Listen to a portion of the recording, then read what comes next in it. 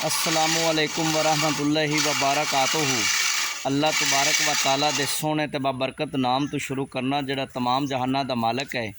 ते लगदे हो ते बेलियो की हाल चाल है तुहाडा? तकड़े हो, ठीक ठाक हो? ते जनाब अज ईद दा दूसरा दिन है, कैसा तुहाडा दूसरा दिन जा रहा है? ये कमेंट से लाजमी दसना है। तो मेरे चैनल नू सबसक्राइब भी करना है, लाइक भी करना है, तो बैल आइकन नू लाजमी दबा लेना है। तो हुण जनाब ना डेरे का जोड़ा प्लाट है ना, उनदे च घास जोड़ा वो वड्डा हो गया, तो उन्होंने जनाब असी कट रहे हैं। तो मैं आख्या ना लगद्या तो बेलियां नू जरा ना ये विखा देवीए। चलो जी रह सा शुरू करो।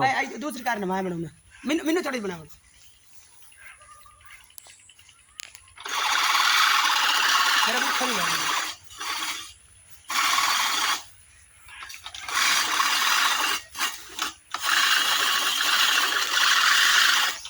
पकड़ा कटना मैं मशीन आवे चेंज ना हो यार, तू दूसरा बना। थोड़ा पीछे थोड़ा थल्ले कर, आई तो 10 मिनट थल्ले कर, थल्ले ऐं फोल्ड कर, तू नीवा कर ऐं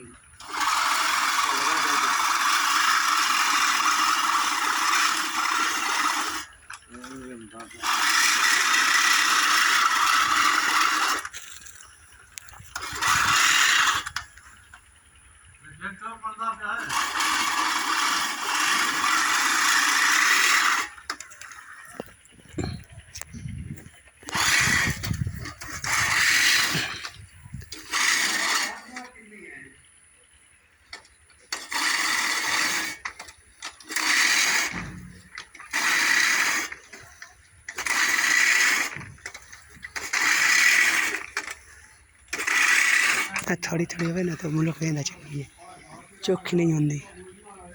तू अड्डू जड़ा एक क्यारी पर नीवे लग पा।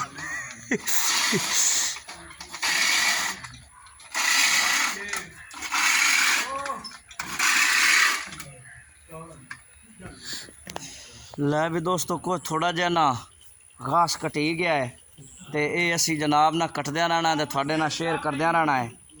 तो मैं आख्या दोस्तों ने विखा देवां, चेक कर सकते हो।